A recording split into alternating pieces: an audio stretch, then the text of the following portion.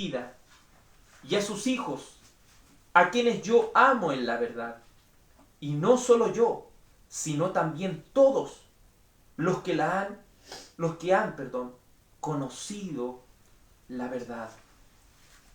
Dios Padre, bendito Rey, te damos gracias porque nos has permitido leer esta porción de las Escrituras. Te suplico por la misericordia y la gracia de Cristo Jesús que nos permitas predicar, Señor, y enseñar para tu gloria y honra. Permita, Señor, que este estudio que hemos comenzado de la segunda epístola del apóstol Juan pueda ser de gran provecho para nuestra vida. Denos, Señor, sabiduría para aplicar tu palabra. Denos conocimiento, Señor, para conocer cuál debe ser la aplicación de aquella palabra de Dios. Permítanos, Dios Todopoderoso, nutrirnos de esta palabra viva, de esta palabra tan eficaz, de esta palabra que es tan cortante como espada de doble filo, la cual penetra hasta partir el alma, los coyunturas, Señor, los tuétanos, y discierne los pensamientos y las intenciones de nuestro corazón. Que tu palabra nos enseñe, que tu palabra, Señor, nos instruya en justicia, que tu palabra, Señor, nos dé entendimiento en todo. Oh Espíritu Santo de Dios, recuérdanos todas las cosas por amor de tu nombre. Te lo rogamos en el bendito nombre de Jesús. Amén y amén. Glorias sean dadas a nuestro Salvador y Rey. Favor de tomar asiento para que nos acompañe en este estudio, versículo a versículo de la segunda de Juan. Por la gracia del Señor, ya hemos concluido la primera de Juan, el estudio de la primera de Juan, versículo a versículo. Amén. Por la misericordia del Señor nos ha llevado 8 meses estudiar los 5 capítulos que tiene la primera de Juan. Ahora hemos comenzado a estudiar la segunda epístola de San Juan, verso a verso. Como parte, esta carta dice: el anciano a la señora elegida, y a sus hijos, a quienes yo amo en la verdad. Y no solo yo, sino también todos los que han conocido la verdad. Al analizar esta epístola, podemos ver, si ha estudiado los 66 libros de la Biblia, que es la porción escritural más corta que hay de todas. Es el libro más pequeño de la Biblia, si lo podemos decir así. Pero no por ser pequeño debe quedar ignorado dentro de los 65 libros posteriores a este. Este libro tiene tanta relevancia como los otros 65 libros. Por eso, por la misericordia del Señor, lo vamos a estudiar. Tal como vimos en la primera de Juan, si usted se fija en su comienzo, no se nombra aquí en ninguna parte de la primera de Juan que es Juan el que está escribiendo esto. Entonces usted puede llegar al primer pensamiento: ¿cómo sabemos que Juan lo escribió?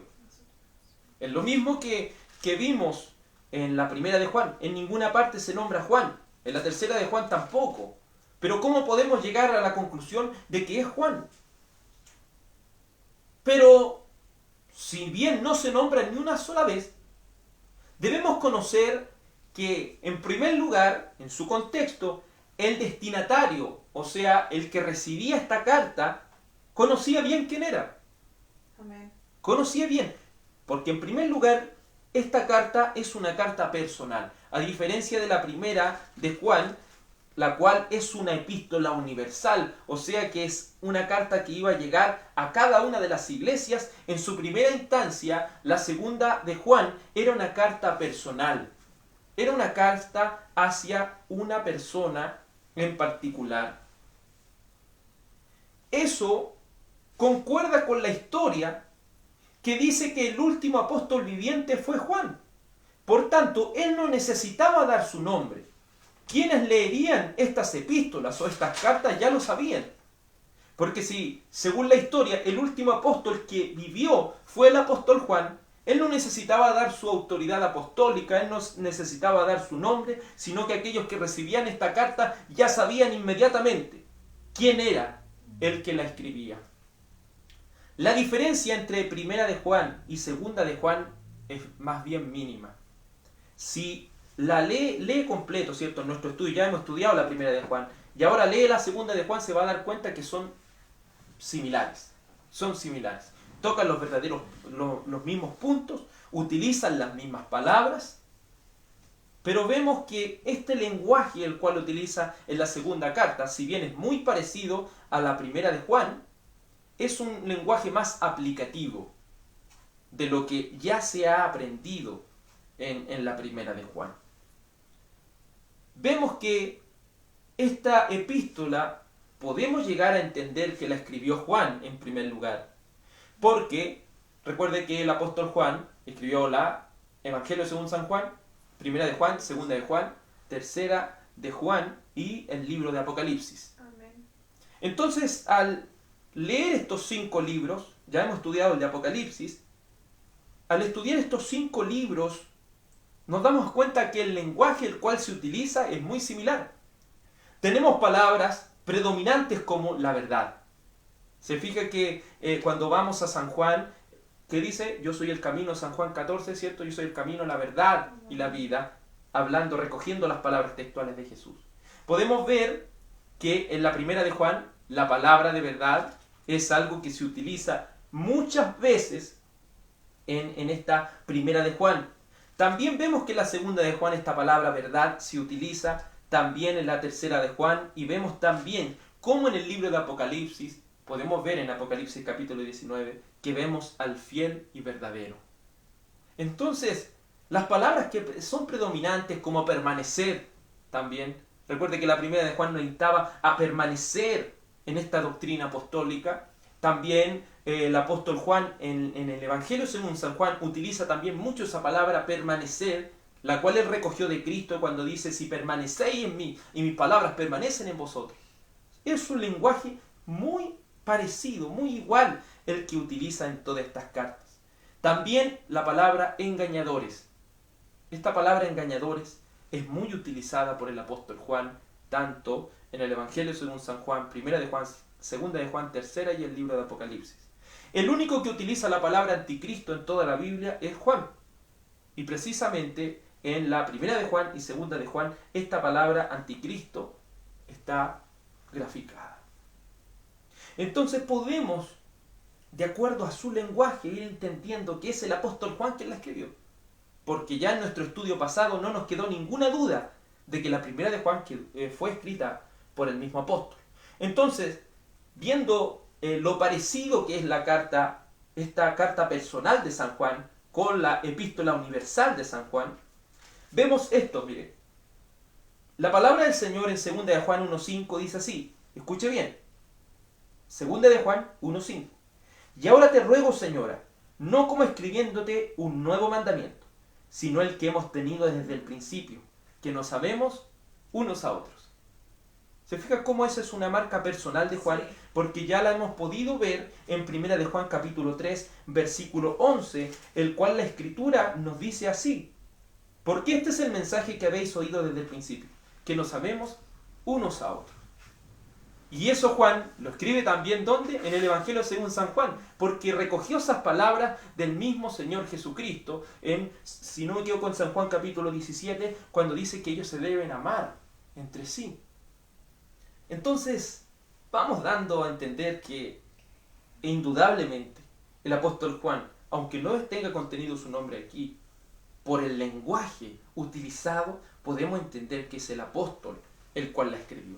Por eso no se preocupe al decir hoy cómo aquellos que por la misericordia del Señor se les dio que almacenaran y juntaran estos 66 libros. ¿Cómo sé que ellos no se equivocaron en colocarle los nombres? ¿Cómo yo sé que no se equivocaron en colocar estos 66 libros? No se equivocaron porque la Biblia es inerrante, la Biblia no tiene errores, Amén. porque el que la ha inspirado es perfecto, Amén. el cual es Dios, quien inspiró a estos santos hombres de Dios, según la segunda de Pedro, según 1 de Timoteo capítulo 3, versículo 16, es Dios el que ha inspirado todas estas cosas. Y recuerde que la palabra inspiración en el griego quiere más decir soplar, el que ha soplado. Y esa palabra puede también entenderse de una manera más completa como un chinelismo. Cuando usted está haciendo una prueba y alguien le sopla las respuestas. El Señor ha inspirado de esa manera. Él ha soplado lo que estos hombres tenían que escribir. El propósito de esta carta, recuerde que estamos viendo la introducción. El propósito de esta carta es llevar una vida de verdad y amor escritural. El propósito de esta carta es que cada creyente lleve una vida de verdad y amor escritural. Si hacemos un análisis de Primera de Juan, ahora que la hemos estudiado versículo a versículo, ahora que la comprendemos ya de lo que se trata, ¿qué es lo que se enfocó el apóstol Juan? A que las personas tuvieran un verdadero entendimiento de que si ellos eran verdaderos cristianos o falsos cristianos. Nos da un montón de características para que cada uno, como dice Santiago, se mire en un espejo y pueda contemplar si es un verdadero cristiano o un farsante. Entonces, segunda de Juan no es diferente porque él quiere reconocer a aquellas personas que andan y practican esta verdad. Recuerde que la palabra verdad es un sinónimo, si lo podemos decir, dentro de la Escritura, no en todas partes, pero sí en la mayor cantidad de ellas. Cuando se habla de la verdad, se está hablando de la palabra de Dios. Entonces aquellos que andan en la verdad son aquellas personas que practican lo que han aprendido de la palabra de Dios. Y también, no solo que alguien debe llevar una vida en la verdad, sino en un amor escritural. Debemos amar a las personas de manera escritural. El apóstol Juan ya en la primera de Juan nos había enseñado lo que el amor significa. Y hemos llegado a la conclusión por las escrituras que el amor que se expresa en las escrituras es totalmente diferente a lo que nosotros como seres humanos entendemos como amor. Mientras el amor en el mundo se traduce como un sentimiento, una atracción, una sensación, el amor de Dios se traduce como un acto de gracia. Y al referirme de acto de gracia, es que el Señor no solo dice amar a las personas, no ama solamente a las personas por un sentimiento, sino que hace algo por esas personas y lo hace por gracia, es decir, aunque esas personas no se lo merezcan. El Señor actúa su amor de acuerdo a la gracia y de acuerdo a la verdad. Y en segundo lugar, el propósito de esta segunda epístola de Juan es que usted y yo desenmascaremos a los farsantes y sus herejías, entendiendo que el amor y la verdad son inseparables. Cuando la palabra del Señor nos manda a amar, no nos manda a amar, de acuerdo a lo que hemos aprendido en Primera de Juan, no nos manda a amar en un sentido ecuménico. ¿A qué me refiero con esto? Cuando hablamos de amor a la verdad, amor a las cosas de Dios, no estamos hablando de que tenemos que unirnos con cada una de las personas que diga que cree en Jesús. Porque hasta el diablo podría decir eso. Pero una cosa es decirlo y otra cosa es entenderlo y otra cosa muy diferente es vivirlo. Entonces, por medio de las Escrituras debemos llegar a entender que nuestro amor no debe ser un amor ecuménico, un amor que se une aún a aquellas personas que tienen herejías con respecto a Cristo, aún con aquellas personas que en lo esencial de las Escrituras están cierto, errados. Porque hay doctrinas esenciales dentro de la Escritura que no se pueden transar. Como se diría en teología, hay doctrinas de soteriología muy importantes. Recuerde que soteriología está hablando de doctrinas de la salvación. Hay doctrinas como la salvación, la cual tiene su corazón en el mismo evangelio, que no puede ser transada. Si una persona dice creer en Cristo y cree que porque cree en Cristo, ella va a ser salvo por obras, no podemos decir que esa credulidad en Cristo es verdadera y no podemos unir a personas que crean en eso. Porque la salvación bíblicamente es solo por la gracia. La salvación es monergista, es decir, es Dios. ¿Quién nos salva a nosotros? Nosotros no hacemos nada por nosotros mismos porque no tenemos la capacidad para poder salvarnos. Por eso el Antiguo Testamento se esmera en decirnos que la salvación pertenece al Señor. Debe existir un equilibrio y entender que el amor y la verdad son dos características indispensables e inseparables dentro de nuestro conocimiento acerca de nuestro Dios y la sabiduría que debemos tener con respecto a esto. ¿A qué me refiero? Mire, vayamos a 1 Corintios, capítulo 13, un capítulo muy conocido por nosotros porque muchas veces conocido como el capítulo del amor. 1 Corintios, capítulo 13, versículo 5, dice así, y esta es una de las características que va mostrando acerca del amor, son características del amor. Verso 5 dice, no hace nada indebido, no busca lo suyo, no se irrita, no guarda rencor. Y aquí dice, no se goza de la injusticia, mas se goza de la verdad. El amor de Dios no se alegra en la justicia. La alegría de Dios no es contemplada en las cosas injustas. Y aquí hace un antónimo, si lo podemos decir, entre verdad e injusticia. Está mostrando dos cosas totalmente diferentes y opuestas. El amor siempre va a estar de acuerdo con la verdad. El amor siempre va a tener su unidad con la verdad y nunca con la injusticia. Porque el amor no encuentra su alegría en las cosas que no son de Dios. Nunca Dios se va a alegrar con su amor en la herejía, nunca. Nunca. Nunca las doctrinas heréticas van a ser algo agradable a Dios. Por eso el amor y la verdad son dos cosas inseparables. El amor encuentra su alegría profunda en la verdad. Quien aterriza nuestro entendimiento acerca del amor es la verdad. Luego, como estamos haciendo una introducción de la segunda de Juan, debemos entender que el carácter literario de este libro es claramente reconocible. Porque esta carta, ¿cierto?, es una epístola. El lenguaje utilizado en esta carta es un lenguaje basado en una epístola, en una carta. Si usted lo entiende eso de acuerdo al lenguaje, usted va a entender que una carta tiene una salutación, de acuerdo a lo que se practicaba en el Imperio Romano, una salutación, un desarrollo y una despedida.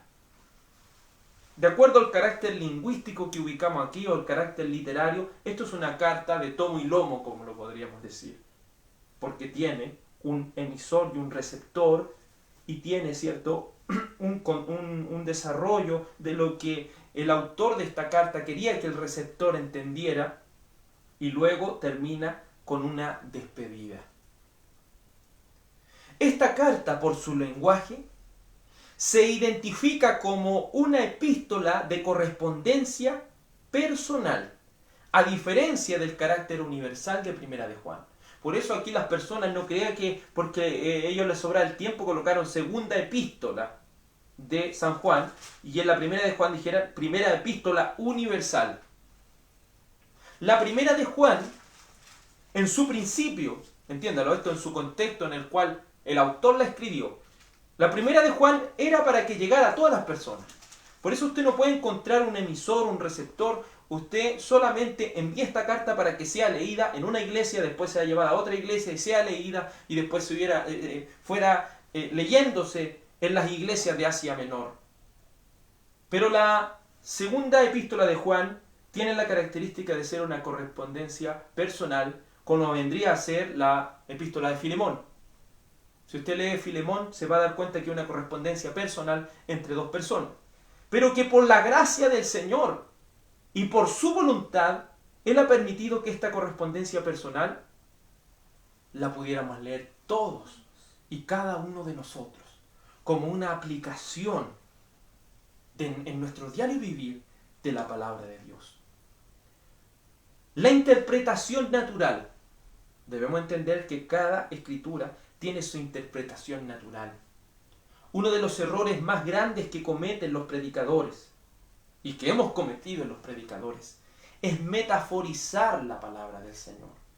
Es usar analogías. Es alegorizar la palabra de Dios. Pero debemos entender que los textos deben ser entendidos de su manera natural. Lo que los entendidos nombran como el carácter literal de las Escrituras. Y cuando hablo de literal no estoy hablando de que usted lea las cosas así y la entienda de una manera descuidada. Cuando hablo de literal estoy hablando de literatura, estoy hablando de gramática, estoy hablando de que debe ser entendido como palabras. Como palabras. Entonces, ¿a qué me estoy refiriendo con todo esto? Si usted lee la segunda epístola de Juan, dice: el anciano a la señora elegida y a sus hijos, a quienes yo amo en la verdad. El sentido natural es que aquí están hablando dos personas que se conocen entre sí. Una es el apóstol Juan y otro es una persona, es una señora. Una señora que tiene hijos, y si usted lee el contexto, es una señora que practicaba la hospitalidad, es decir, albergaba en su casa a muchas personas que venían predicando a Cristo, y ellos venían predicando a Cristo. Usted predica a Cristo, venga, quédese en mi casa. Yo lo voy a albergar en mi casa, le voy a dar de todas las cosas que usted necesite, y una vez que usted termine su labor de predicar aquí, usted se va a ir marchando y va a ir a predicando a otros lados. Entonces, esta como carta personal, el apóstol Juan aquí quiere advertirle, haciéndole una introducción a esto, aquí quiere advertirle: no reciba a todas las personas en la casa. No reciba a todas esas personas que se dicen ser cristianas en su casa. Pero si alegorizáramos este texto, si lo tomáramos como una metáfora, como una analogía, como una alegoría, diríamos: el anciano, aquí está hablando el Señor, y luego la señora elegida, aquí está hablando la iglesia, y los hijos de la iglesia vendrían a ser los miembros de la iglesia. Entonces ahí se fija cómo podríamos, si no leemos de manera literal, ¿cierto?, de acuerdo a la gramática, las cosas, podríamos distorsionar el texto y metaforizarlo en algo que ni siquiera nos está diciendo. Por eso es preocupación del predicador, de cada persona que enseña la palabra del Señor, de no encontrar en el texto cosas que el autor nunca quiso decir. Porque recuerde, el autor total o el autor principal de todas estas cartas no son los 40 o más hombres que escribieron estas 66 libros, sino que el autor es Dios mismo. Y Dios plasmó un mensaje, inspiró a un hombre para que escribiera estas cosas, y ese hombre que recibió todas estas cosas las plasmó en un libro, y tanto la intención que tenía el escritor como el que lo inspiró fue la misma. Por lo cual no podemos entender este texto de manera metafórica. Muchas veces se ha cometido ese error, como por ejemplo cuando vamos al Antiguo Testamento, toman el texto de David contra Goliat y dicen: tomó este hombre, David, 5 piedras para derrotar al gigante, y esas 5 piedras era el nombre de Jesús. Hermano, entienda esto, eso es una alegoría. Eso es una alegoría lo que usted está haciendo. No es lo que principalmente quiso decir el autor. Por eso no podemos predicar la palabra de esa manera, porque ahí estamos sacándola de su contexto real. Y estamos creyendo que la interpretación la damos nosotros. No, la interpretación está aquí en la Biblia. Y el Espíritu Santo nos va ayudando a entender lo que la Biblia nos quiso decir. Haciendo, cierto, ese pequeño paréntesis. El anciano a la señora elegida. Al contener el mismo mensaje de Primera de Juan, aunque más breve, tiene su carácter aplicativo. No debemos olvidar que en el comienzo las congregaciones se iniciaron en casas de hermanos. Entonces no crea que en esos tiempos, cuando la iglesia recién se inició, ellos se reunían en las sinagogas. Al principio podían dar su discurso, su predicación en una sinagoga, pero después los judíos los expulsaban porque las sinagogas eran de la religión judía. Y cuando fue judío-cristiana, ahí ellos tuvieron, pero después hubo una separación. Los judíos siguieron en lo mismo Y usted lo puede ver hasta hoy en día. Y el cristianismo se alejó de ellos porque en realidad los dos tomaron caminos diferentes. Entonces, vemos que el apóstol Juan también conocía a muchas personas. Y dentro de esta persona quería todo lo que plasmó en esta carta universal, quería mandárselo como una correspondencia personal a alguien. Y decirle de manera aplicativa, usted no debe hacer esto, no debe hacer esto otro. Es un consejo que le está dando el apóstol a esta mujer. El apóstol Juan se encuentra preocupado por el lenguaje que aquí se utiliza. Él se encuentra preocupado por la proliferación de farsantes, los cuales, aprovechándose de la hospitalidad de los hermanos, pretendían infectar a las congregaciones. El enemigo astuto sabe que la Escritura nos manda a ser hospitalarios, a recibir a los extraños, que nos manda a recibir a aquellas personas, pero el amor, como yo bien se lo digo, el amor no está separado de la verdad. El amor debe ser por la verdad. Si esa persona no viene con la verdad, el apóstol nos va a enseñar aquí, debe ser sacado de mi hogar. Debe ser expulsado del lugar donde yo me encuentre. Esa persona no debe ser bienvenido en nuestra casa. No debe ser bienvenido en nuestra compañía. Porque si nosotros le damos la bienvenida a esas personas, estaremos haciendo todo lo contrario al amor. Estaremos infectando de herejía el lugar donde nos congregamos. Por eso es importante entender esto. Aquí estamos hablando, recuerde, el fin principal son los anticristos.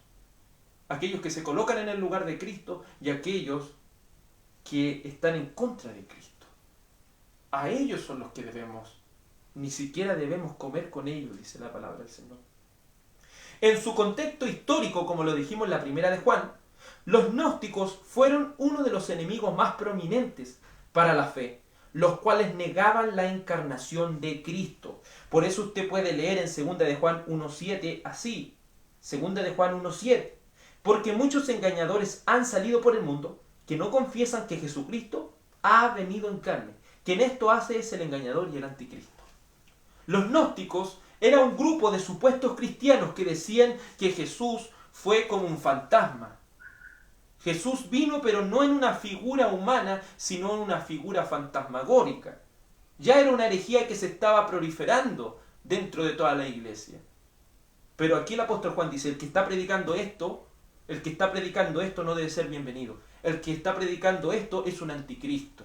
El que está predicando esto se ha extraviado de la verdad. Y Juan lo dijo en su primera epístola universal, lo dijo, ellos estaban con nosotros, pero ya no son de nosotros. Porque si hubiesen sido de nosotros, hubieran permanecido con nosotros. Nuevamente, ahí podemos dar un ejemplo de cómo las personas a veces se toman de manera alegórica estas cosas. Porque ellos dicen, en un contexto de una iglesia, estas personas se fueron de mi iglesia y si hubiesen sido de aquí, de nosotros, hubieran permanecido. Ese contexto en el cual está escribiendo Juan, no lo dijo para que usted se lo haga propio. Lo dijo para que aquellos que permanecen en lo que Juan predicaba, no en lo que una denominación predica, sino en lo que Juan predicaba. ¿Y de qué nosotros debemos preocuparnos? De estar predicando lo que el apóstol Juan decía. Esa es nuestra preocupación. Ese era el pequeño paréntesis. Entonces, en su contexto histórico, era atacar a aquellos gnósticos, a aquellos que por medio de su gnosis, que significa un conocimiento alto, ellos decían, no, el Señor no vino en carne. El Señor era solo como un fantasma, era solo una figura espiritual de las cosas. Por eso Juan, ¿se acuerda la primera? Juan dice, lo que hemos visto, lo que nuestras manos palparon. Jesucristo no fue a un fantasma, Jesucristo no fue una figura espiritual. Jesucristo vino en carne. Amén. Vino en carne. Y eso también lo podemos ver en 1 de Juan 2.22. 1 de Juan 2.22. ¿Quién es el mentiroso, sino el que niega que Jesús es el Cristo? Este es el anticristo, el que niega al Padre y al Hijo. En resumen, esta carta reafirmará lo que de manera más extensa nos explicó Juan estos 8 meses que hemos estado estudiando. Pero aquí aquí veremos un ejemplo cotidiano para que apliquemos las cosas que son aprendidas. Lo que aprendimos en Juan, aquí se va a poner en una escena, en un ejemplo, se va a poner por obra. Porque eso es lo que necesitamos hacer, no solo almacenar conocimiento en nuestra mente, sino aplicar lo que hemos estado aprendiendo. Debe existir un equilibrio entre el amor según Dios y su verdad. No podemos amar y abrazar la herejía porque una persona diga que es cristiana. No podemos. No tenemos comunión con aquellos que distorsionan la palabra de Dios. Partimos entonces con el verso 1, luego de toda esta introducción. Dice, el anciano a la señora elegida. Si usted se fija, el subtítulo es salutación. ¿Cómo parte cada carta? ¿Cómo parte cada carta? Presentándose la persona que está escribiendo y luego colocando el remitente a quien va dirigida esta carta. El anciano a la señora elegida. Esta palabra anciano es una palabra que ya habíamos visto anteriormente en la primera de Juan, porque él llama también, ¿cierto?, a ellos, en la primera de Juan se llamaba a sí mismo como un padre, ¿cierto?, aconseja a su hijo, por eso le decía hijitos. En este caso se llama presbíteros, ancianos. Y recuerde que la palabra anciano también es algo que usted debe ir entendiendo. La palabra anciano, la cual es presbíteros, puede significar muchas cosas. Por ejemplo, un anciano puede ser un líder de la iglesia, un anciano puede ser un abuelito, y un anciano es una persona experimentada también. Entonces son tres aplicaciones que usted puede hacer. Por eso hay parte de la palabra que cuando habla de anciano está hablando de un abuelito, como también la palabra cuando habla de anciano está hablando de ministros, está hablando de líderes de la iglesia. En este caso él está hablando de anciano en el sentido de que él ya era una persona de avanzada edad. Entonces podemos decir, como él era una persona de avanzada edad y a la vez, ¿cierto?, era un líder dentro de la iglesia, le escribía a una señora X, la cual él sabía, y le hablaba de esta manera a la señora elegida y a sus hijos. Juan está hablando aquí, está certificando. Esta es una mujer que verdaderamente sirve a Dios de verdad. Esta es una mujer que yo le puedo decir que según sus características es una mujer que ha sido salva. Es una mujer que ha sido elegida por Dios. Y usted puede, si no estudió la primera de Juan, no va a poder entender con claridad esto. Aquí está hablando de la elección de Dios. El apóstol Juan nos dejó claro, quiere que usted sepa que es un verdadero cristiano. Quiere que usted tenga una confianza plena de que es un hijo de Dios y tenga una seguridad real de quién es un hijo de Dios. Y aquí lo está aplicando y le está diciendo a la señora elegida, a aquella que yo puedo decir por su característica es una verdadera cristiana. Es una verdadera cristiana que junto a sus hijos sirve al Señor. Posiblemente esta mujer en la primera iglesia, en la iglesia del primer siglo, practicaba el albergar de manera hospitalaria a otros, el cual es un mandamiento al Señor. Por eso va el motivo de esta carta. Esta mujer era una mujer conocida por toda la gente, porque era una mujer que practicaba la hospitalidad, practicaba el amor. Pero déjeme decirle que es importante practicar el amor basado en la verdad. Practicar el amor basado en la verdad. Un ejemplo claro de esto es amar no significa ocultarle la información a las personas. Hay personas que dicen, por ejemplo, en un caso tan terrible como que alguien lo estén engañando y le digan, no, yo porque amo a esta persona no le voy a contar de que lo están engañando. Si lo ama le va a decir la verdad, porque el amor y la verdad son inseparables. Usted no omite información porque ama a las personas. Eso no es amar. En este sentido también es claro esto. El amor y la hospitalidad, el amor, ¿cierto? La verdad y la hospitalidad son cosas que son unidas. Pero si no está la verdad, no puede haber hospitalidad. No podemos recibir a aquellas personas que están en la herejía. Vemos que la hospitalidad es un mandamiento de parte de Dios, es una orden de Dios. En primer lugar, Romanos 12:12, Romanos capítulo 12, versículo 12, dice,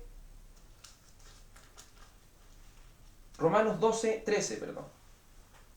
Compartiendo para las necesidades de los santos, practicando la hospitalidad. Uno de los deberes de nosotros como cristianos es practicar la hospitalidad. ¿Y qué es lo que es ser una persona hospitalaria? Es una persona que recibe a los extraños. Es una persona que recibe a los extraños, pero no son cualquier extraño. Son aquellos que predican verdaderamente la palabra de Dios. Si en algún momento viene una crisis de hambre a un país, viene una crisis que a un hermano de la iglesia no tiene dónde vivir, usted no va a permitir que él esté viviendo debajo de un puente, usted no va a permitir que esté viviendo en la calle. Si usted es un verdadero cristiano, usted lo va a brindar esa hospitalidad en su hogar. Y recuerde que hospital, por eso viene esa palabra hospitalidad, viene la palabra hospital, porque ahí le dan de todas las cosas que usted necesita para que pueda vivir. Así, cada cristiano está obligado por Dios a compartir para las necesidades de los santos y practicar así el ser hospitalario con los demás. Hebreos es más fuerte en este trato y dice Hebreos capítulo 13, es más duro en este mandamiento, dice Hebreos 13, capítulo 2, y vamos a leer desde el verso 1 y así entendemos el contexto al tiro. Hebreos 13, 1. Permanezca el amor fraterno, permanezca el amor de hermano. ¿Y cómo? No olvidando de la hospitalidad, porque por ella algunos, sin saberlo, hospedaron ángeles. Veamos por un momento esto. Dice, no debemos olvidar la hospitalidad, porque por ella algunos, sin saberlo, hospedaron ángeles. No debemos olvidarnos de esto porque esto es algo cristiano. Esto es parte de ser cristiano, ser hospitalario. Usted puede decir, pero todos los hermanos ahora tienen casa, sí, pero la vida del cristiano es larga, si el Señor permite que viva, y en algún momento a algún hermano le va a faltar. ¿Y dónde se va a probar esta verdadera característica de un cristiano? En ese momento, en los momentos difíciles. Amén. Luego aquí dice, porque por ella algunos sin saberlo hospedaron ángeles. Aquí no está diciendo que usted en algún momento va a hospedar un ángel, no está diciendo eso. Si usted se fija, este libro está totalmente conectado con el Antiguo Testamento. Está diciendo porque hay ejemplos, en una manera corta de decir, porque hay ejemplos en el Antiguo Testamento como hombres como Abraham, que hospedaron ángeles en su casa. Hombres como Lot, que hospedaron ángeles en su casa. ¿Cuánto más ustedes deben ser hospitalarios con aquellos que aman la verdad de la palabra de Dios? ¿Se fija cómo podemos ir llegando a la comprensión de los textos sin alegorizar, sin metaforizar y sin imaginarnos más allá de lo que está escrito? Entonces vemos que en esta segunda de Juan, verso 1, dice, el anciano a la señora elegida y a sus hijos. Segunda parte dice, a quienes yo amo en la verdad. Y no solo yo, sino también todos los que han conocido la verdad. A quienes yo amo en la verdad. La verdad que puede entenderse como la palabra de Dios es la condición necesaria para la unidad cristiana. O sea, la condición necesaria para estar unidos como cristianos es la verdad. Porque a nosotros no nos une una taza de té, a nosotros no nos une una fiesta que hagamos, una celebración de cumpleaños, a nosotros no nos une. No nos une el estar, ¿cierto? Que seamos todos buena onda, que nos riamos juntos. Eso no nos une, hermano. ¿Sabe lo que nos une? Es la Biblia. ¿Sabe si usted y yo somos llamados hermanos, yo le llamo hermano o hermana a usted? Es porque estamos unidos por la Biblia. Es porque creemos lo mismo de la palabra del Señor. Es porque estamos, o nuestro esmero es entender más las cosas de Dios. Y eso es lo que a nosotros nos une. Y ese amor que nos une es el amor por la verdad de la palabra de Dios. Un predicador de la antigüedad dijo, es mejor estar separados por la verdad que unidos por el error. Y esto es una cita directa o es una reflexión bíblica, porque si nosotros estamos unidos en el error, esa unidad no será una unidad ni en el amor de Cristo, ni en la verdad de Cristo, sino en el ecumenismo, en lo que hoy día se llama como ecumenismo. Ya, tú eres católico, adoras imágenes, bautizas niños y crees en Jesús. Ya, yo creo en Jesús, no bautizo niños. Creo en Jesús y no adoro imágenes. Pero, como diría el ecumenismo, pero los dos creemos en Jesús, así que esa diferencia podemos hacerlo al lado, porque los dos creemos en Jesús. Hay otros que dicen podemos ser hermanos con los testigos de Jehová, porque los dos creemos en Jehová del Antiguo Testamento, creemos en Jesús, pero ellos no creen que Jesucristo es Dios. No creen que Jesucristo es Dios. Entonces, ¿cómo podemos tener unidad con aquellas personas que predican herejía? No podemos unirnos con esas personas, porque la unidad en amor es en amor por la verdad. Por eso la verdad, es una condición necesaria para el amor, lo cual como producto tendrá la hospitalidad. No podemos tener unidad con los que se dicen ser cristianos. Tenemos que tener unidad con los que son cristianos verdaderamente. ¿De aquí donde llegamos a la claridad de haber entendido Primera de Juan? ¿Usted puede identificar quién es verdadero cristiano y quién no? Y usted puede decir, ¿necesito acaso una vista espiritual para ver? No, usted necesita leer la Biblia, necesita entenderla, necesita enumerar las características de un verdadero cristiano, y eso pesar a cada persona y aún pesar a mi propia vida para ver si soy un verdadero cristiano. La unidad cristiana debe ser en la verdad, en el amor por la verdad de la palabra de Dios. Entonces, no debemos tener unidad con los que se dicen ser cristianos. La palabra del Señor lo dice muy claro en Romanos 16. Libro de Romanos capítulo 16. Romanos 16, 17 dice: Mas os ruego, hermanos, que os fijéis en los que causan divisiones y tropiezo en contra de la doctrina que vosotros habéis aprendido, y que os apartéis de ellos. Hagamos un análisis literal de lo que dice este texto. Y recuerde, cuando hablo de literal, no estoy hablando de que usted llegue y lee eso y lo aplique, no. Sino que usted lo lee de acuerdo a la gramática, de acuerdo a lo que fue escrito. Cuando hablamos de gramática también estamos hablando de contexto. Mire lo que dice, verso 17. Mas os ruego, hermanos, que os fijéis en los que causan divisiones y tropiezos en contra de la doctrina que vosotros habéis aprendido, y que os apartéis de ellos. Si yo tomara ese texto de manera descuidada, diría, me tengo que apartar de todas aquellas personas que se aparten de la doctrina de mi denominación. ¿Quiere decir eso? Aquí quiere decir que debe apartarse de las personas que no quieren seguir la doctrina de tal o cual pastor. ¿Dice eso? No. En primer lugar, aquí el que está escribiendo es el apóstol Pablo. En segundo lugar, le está hablando a los verdaderos hermanos. En tercer lugar, le dice a los verdaderos hermanos que se fijen en los que causan divisiones y tropiezos en contra de la doctrina que han aprendido. ¿Y qué doctrina han aprendido ellos? La doctrina que predicaba el apóstol Pablo. Entonces, cuando una persona genera división en la palabra que hemos aprendido directamente de los apóstoles, directamente de los profetas, directamente por la inspiración del Espíritu Santo, directamente por lo que el Señor nos ha enseñado por esta palabra, porque el canon está cerrado, no podemos añadirle más cosas. No podemos decir que el pastor tal o cual o la denominación tal o cual es la doctrina verdadera. La doctrina verdadera está en la palabra.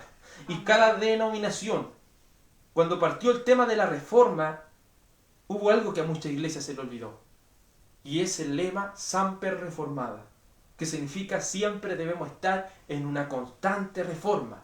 Siempre debemos no quedarnos tranquilos y decir, tenemos la doctrina verdadera, somos los verdaderos, somos columna de baluarte de la verdad. No. Siempre debemos estarnos examinando. ¿Qué es lo que ha sido añadido por los hombres? ¿Qué es lo que el pastor o la persona pensó y lo introdujo? queremos llegar a entender lo que los apóstoles entendieron, no lo que los llamados apóstoles de la actualidad nos han enseñado, no, ni los predicadores de ahora, no. Debemos aprender lo que los apóstoles dijeron. Por eso, ¿cómo lo podemos saber? Estudiando la palabra del Señor, estudiando. Entonces, si alguien no predica lo que el apóstol Pablo, el apóstol Juan, el apóstol Pedro dijeron, si una persona causa divisiones en esas palabras, no debemos juntarnos con esas personas. Debemos apartarnos de esas personas. Debe apartarse. Y usted puede decir, hoy no tiene amor porque se está apartando. No tiene suficiente amor porque su amor es correspondido con la verdad y no con el error. Amar no significa alcahuetear la falsedad, el error, la maldad, no. Amar significa amar lo que Cristo dijo. Tengo que amar lo que Cristo dijo. Primera de Corintios 5. Primera de Corintios capítulo 5. Primera de Corintios capítulo 5, versículo 9. Os he escrito por carta que no os juntéis con los fornicarios, no absolutamente con los fornicarios de este mundo, o con los avaros, o con los ladrones, o con los idólatras, pues en tal caso sería necesario salir del mundo. Más bien os escribí que no os juntéis con ninguno que llamándose hermano fuere fornicario, avaro o idólatra, maldiciente o borracho o ladrón, con tal ni aún comáis. Aquí está la respuesta más clara. ¿Todos pecamos? Sí, todos pecamos. ¿Cualquiera de nosotros puede caer en pecado? Sí, cualquiera de nosotros puede caer en pecado. Pero aquí está hablando de lo que el apóstol Juan ya nos ha enseñado anteriormente, de aquellas personas que permanecen en su pecado. Porque hay personas que pecan. ¿Los cristianos pecamos? Sí, porque si decimos que no hemos pecado, hacemos al Señor mentiroso. Pero aquellos que practican el pecado, aquellos que permanecen en su pecado, son aquellos impíos con los cuales ni siquiera debemos comer con ellos. Debemos apartarnos de toda persona que permanezca en su pecado. Porque si permanece en su pecado y aún se dice ser cristiano, es una persona que está trayendo blasfemia al nombre de Cristo. Es una persona que en algún momento, como vamos a ver por medio de la palabra del Señor, nos puede hacer tropezar en el camino, en el sentido de que puede hacernos creer cosas que en realidad no son ciertas. Vemos que la palabra del Señor en 2 de Tesalonicenses nos dice esto como una orden, porque no es 2 veces que lo dice la palabra, lo dice muchas veces. Tomamos 3 textos de esto. Y 2 de Tesalonicenses capítulo 3 versículo 6 dice la Escritura, pero os ordenamos. ¿Se fija? Aquí no está diciéndole, pero por favor, hermanos, si ustedes quieren, no. Pero os ordenamos, hermanos, en el nombre de nuestro Señor Jesucristo, que os apartéis de todo hermano que ande desordenadamente y no según las enseñanzas que recibisteis de nosotros. Porque vosotros mismos sabéis de qué manera debéis de imitarnos, pues nosotros no anduvimos desordenadamente entre nosotros. Aquellos que están incurriendo en un mal ejemplo dentro de la iglesia deben ser separados, deben ser apartados, deben ser excomulgados, deben ser quitados de la congregación, porque son un mal ejemplo. Son un mal ejemplo de lo que un cristiano nunca debe hacer. La palabra del Señor dice juntéis. Esa palabra en griego significa asociarse. Esa palabra en griego significa mezclarse. Esa palabra en griego significa seguir en su compañía. No debemos seguir en la compañía de aquellas personas que se comporten de mala manera permaneciendo en su pecado. Ni siquiera se junten con esas personas. No sigan en la compañía de esas personas. Más bien, dice Romanos 12:16. Más bien, Romanos 12:16. ¿Qué debemos hacer? Según Romanos 12:16. Unánimes entre vosotros, no altivos, sino asociándonos con los humildes. No seáis sabios en vuestra opinión. No debemos juntarnos con los malos ejemplos, debemos juntarnos con los buenos ejemplos. ¿Y quiénes son los buenos ejemplos? Aquellos que son humildes. La palabra asociándonos significa despegar juntos, es decir, acomodarse o ajustarse al gusto y a la voluntad de otra persona. Entonces, cuando aquí dice la palabra del Señor que debemos asociarnos a esas personas, debemos aprender de esas personas. No debemos aprender de los malos ejemplos, debemos aprender de aquellos buenos ejemplos, de aquellos que andan en humildad delante de las cosas del Señor. Y cuando está hablando de humildad, no significa de personas que dejan que le hagan lo que quieran, no. Cuando hablamos de personas humildes, estamos hablando de personas que no se jactan de lo que son. Estamos hablando de personas que no se creen los ultrasantos. Estamos hablando de personas que no se creen absolutamente nada. Solamente ponen por obra la palabra del Señor, para que los demás puedan imitar su conducta y su fe. Primera de Corintios 11 nos dice así la palabra del Señor con respecto a esto. Primera de Corintios, capítulo 11,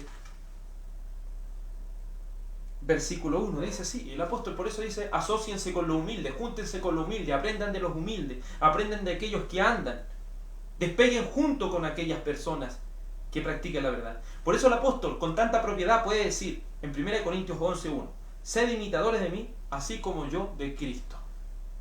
Despeguemos juntos, asociémonos, acomódense a esta voluntad de la palabra del Señor. Eso es lo que nosotros debemos llegar a ser, hermanos. Un ejemplo para la congregación, un ejemplo para aquellos que andan en la verdad, a quienes debemos, con quienes debemos compartir, con quienes debemos adorar a Dios, con aquellos que son un ejemplo en las cosas del Señor, y no con aquellos que han dejado el testimonio de Cristo por el suelo. El amor y la verdad son inseparables. No podemos tener comunión con aquellos que no son fieles a la palabra de Dios, pues podemos ser arrastrados por su error. Veamos lo que dice Segunda de Pedro, capítulo 3, versículo 17. Segunda de Pedro 3, 17, dice la Escritura así: así que vosotros, oh amados, sabiéndolo de antemano, guardaos, manténganse vigilantes, manténganse despiertos, no sea que arrastrados por el error de los inicuos, caigáis de vuestra firmeza. Antes bien, creced en la gracia y el conocimiento de nuestro Señor y Salvador Jesucristo. A Él sea la gloria y hasta el día de la eternidad. Amén. Así que vosotros, oh amados, sabiéndolo de antemano, ustedes ya saben estas cosas. Manténganse despiertos, manténganse en guardia, no sea que arrastrado por el error de los inicuos, caigáis de vuestra firmeza.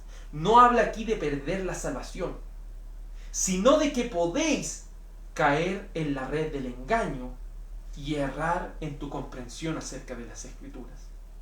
Ten cuidado de asociarte con aquellas personas que no están practicando la verdad, porque si te sigues juntando con esas personas te harán errar en tu comprensión acerca de las Escrituras. Y no estoy hablando solamente de los adúlteros, no estoy hablando solamente de los fornicarios, no estoy hablando tan solamente de los avaros, sino aquellos que tienen un mal comportamiento en las cosas de Dios. Júntese con una persona airosa, usted va a aprender a hacer lo mismo. Júntese con una persona soberbia, usted va a ser el mismo soberbio. Porque así como es, como dice el Antiguo Testamento, así como el sacerdote del pueblo. Por eso es tan importante no seguir los malos ejemplos, expulsar los malos ejemplos hasta que se arrepientan y no estar unidos en el error, sino unidos en la verdad de la palabra de Dios. Amáis o amas a tus hermanos en Cristo, más vale que los ames por encima de todo en la verdad. Pues si no lo haces, tu amor no es más que sentimentalismo. No espere tener amor por los hermanos solo por un mero sentimentalismo, porque el sentimentalismo ¿a qué va a llevar? No, es que este hermano me ha ayudado, que esta hermana está en buena onda conmigo, pero predica esta herejía. Entonces, ¿qué es más importante? No el amor, tenemos que amar a las personas que anden en la herejía. No ame a las personas que están en la herejía, ame la verdad de Dios. Amén. Ame la verdad de Dios. Y así demuéstrele a los que están en la herejía que deben correr a Cristo en un arrepentimiento para vida y deben arrepentirse de cada uno de sus pecados. El anciano a la señora elegida y a sus hijos, a quienes yo amo en la verdad, a quienes yo amo porque ellos practican la palabra de Dios, a quienes yo amo porque ellos han dado testimonio en su diario vivir que son verdaderos cristianos, a quienes yo amo en la verdad. Y no solo yo, sino también todos los que han conocido la verdad. Que su unidad sea en la palabra de Dios. Unámonos cada vez más en el conocimiento y aplicación de la palabra de Dios. No creemos saberlo todo. No creemos tener la doctrina perfecta y completa. Una cosa creemos: busquemos la verdad. Una cosa le digo: perfeccionemos cada vez nuestro entendimiento y conocimiento de las cosas de Dios. Entreguemos nuestros corazones a entender con claridad lo que el Señor quiera decirnos. Ama esta verdad, ama esta palabra de Dios y ama a aquellos que la siguen. Vamos a orar al Señor. Amado Señor y Dios Todopoderoso, esta pequeña carta parece ser tan insignificante, Señor, pero ahí donde contemplamos, tal como lo hemos ido entendiendo en los 12 profetas menores, que por muy corto que sean estos párrafos, muchas veces ignorados, muchas veces poco atendidos, hay una gran enseñanza para nuestras vidas. Ayúdanos, Señor, a no avalar el error. Ayúdanos, Señor, a no asociarnos con aquellos que anden desordenadamente. Ayúdanos, Señor, a no asociarnos con aquellos de los cuales sus corazones, Señor, están podridos en pecado. Aquellos, Señor, que están muertos en sus delitos y pecado. Ayúdanos, Señor, a no asociarnos con aquellos farsantes anticristos que con herejías quieren conducirse. Por amor de tu nombre, ayúdanos, Señor, a amar la verdad de Cristo. Ayúdanos, Señor, a someter nuestra vida a la palabra de Dios. Por amor de tu santo nombre, si el Espíritu Santo del Señor está en nosotros, creemos que seremos sometidos a tu palabra. Por amor de tu nombre, lo creemos, porque eres tú quien gobierna soberanamente nuestras vidas. Porque creemos, Señor, que tú eres el autor y consumador de la fe. Porque creemos, Señor, que tú eres poderoso para guardarnos sin caída y sin mancha delante de tu gloria. Por amor de tu santo nombre, ayúdanos, Señor, a amarnos más y más en la verdad de Cristo y seguir aprendiendo de esta pequeña epístola, de esta carta personal, pero que por tu gracia ha podido ser mostrada a cada uno de nosotros. En el nombre de Jesús, que la gracia y la paz de Cristo sea en cada uno de vosotros. Amén. Que el Señor, nuestro Salvador, les bendiga a cada uno.